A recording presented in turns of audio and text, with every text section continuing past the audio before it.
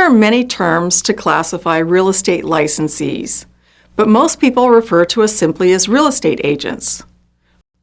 Brokers, principal brokers, affiliate brokers, salespeople, all of these are names used in the business.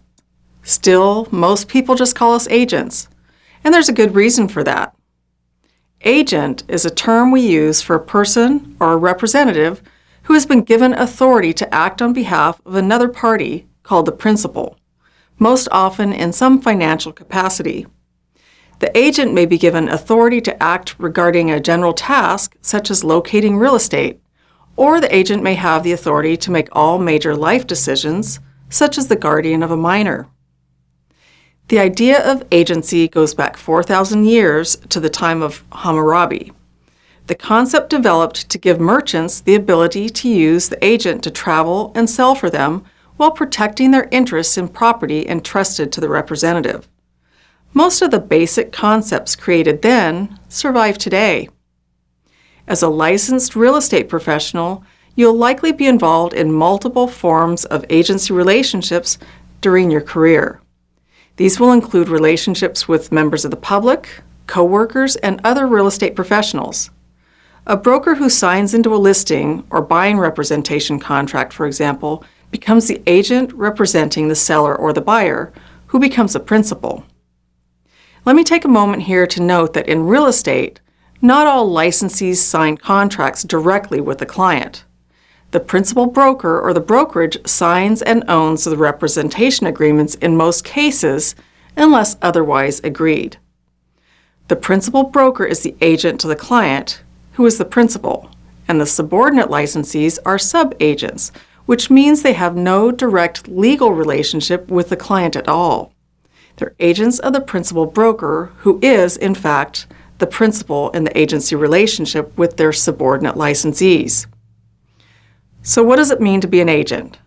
Briefly, there are 3 general levels of agency: special, for a very specific purpose; general, for a limited time or just a specific area of authority; and universal, such as a guardian who makes all major life decisions for another party. The most important thing about being an agent is that it comes with fiduciary duties. These are a set of duties owed to the principal. The principal has certain responsibilities to the agent as well.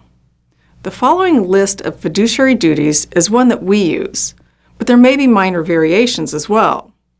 However, these duties apply to real estate professionals except in states that have replaced the common law duties with a specific set of statutory duties for that particular state. And in many of these states, the duties remain similar. In no particular order, I'll begin with the duty of confidentiality. Confidentiality requires the agent to protect all information provided to them that would not already be generally available to the public, required to be disclosed by law, or released with the authorization of the client. An agent is not to divulge any personal information of a client that is not required or authorized. This can include anything from bank account numbers for identity theft protection to how high or low the client is willing to go on price. The duty of accounting calls for an agent to completely handle all funds or other valuables put into their possession by the client. This includes being able to account for all property on request and to provide monthly accounting no matter what. The duty of obedience means that the agent will act in accordance with the directions of the principal. This pertains specifically to matters related to the agent's assigned tasks, such as selling a home, and is not against the law or public policy. An agent is not required to obey an order to break the law, and is, in fact, required not to follow such an order. Reasonable care and skill, what could also be called competency, is a commitment to perform your tasks at a level expected of a licensed professional. And finally, the duty of loyalty is the commitment of the agent to always put the principal's interests first.